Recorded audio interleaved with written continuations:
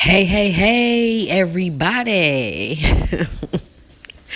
On tonight's Power Perspective, I want to talk about something that has been coming up a lot over the last 2 weeks. Okay, so I've probably had like different variations of this question come up about 4 or 5 times in the last 2 weeks. And so I said, well, maybe that's the universe just nudging me to speak on it because, the first few times I heard it, I didn't, put out any information on it. And then I got the same thing again today. So, what I'm going to talk about is ignoring yourself. A lot of people are wondering, how does that lead to you being ignored? Because I've said that in my videos. And then I've had people asking me, how does that lead to the experience of you being ignored? Or then someone else will say, well, what does ignoring yourself look like? I just keep getting these different variations of the question about ignoring yourself, so there's a lot of misunderstanding around it. So I say, you know what? We're going to do a power perspective on it.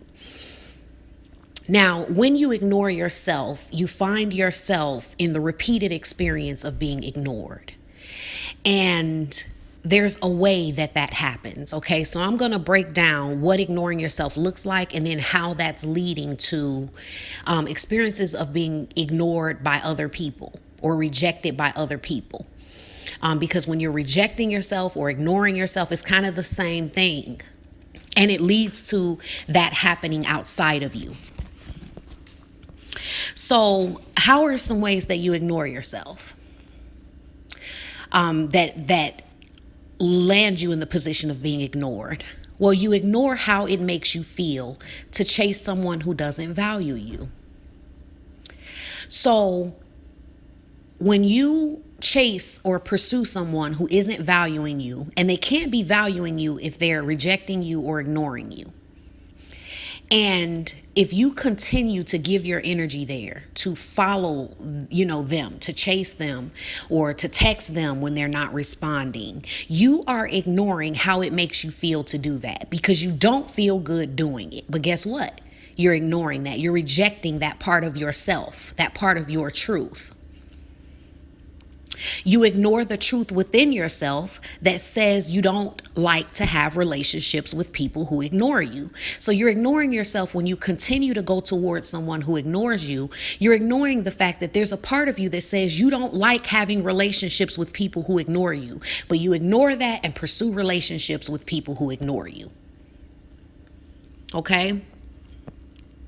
Or you ignore the truth within yourself that says that you deserve someone who is equally interested in you.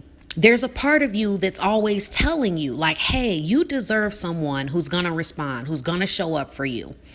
But you ignore yourself. You ignore that truth within yourself and that little voice within you that's telling you that. And you completely ignore it. You're just ignoring yourself, and you reject that part of yourself. You ignore the truth within yourself that says you should have self-respect and self-love. You ignore the pain of losing your self-respect every time you pursue them. So when you text them and they don't text back, you feel some type of way. You can feel the pain. There's a hurtful thing about losing your self-respect. And then you tell yourself, I shouldn't have done that. I shouldn't text them. I'm not going to text them again. I'm not going to say anything to them again. And you're ignoring the pain of what it feels like when you're losing your self-respect every time you do that. So you're ignoring yourself. You're ignoring the small voice within you saying that you should have self-respect and self-love. But you ignore that and do it anyway. You ignore the truth within yourself that speaks to you every time you chase them and says if they wanted you, they'd be showing it. There's a part of you that is speaking a truth to you, and you just ignore it. You just keep ignoring it.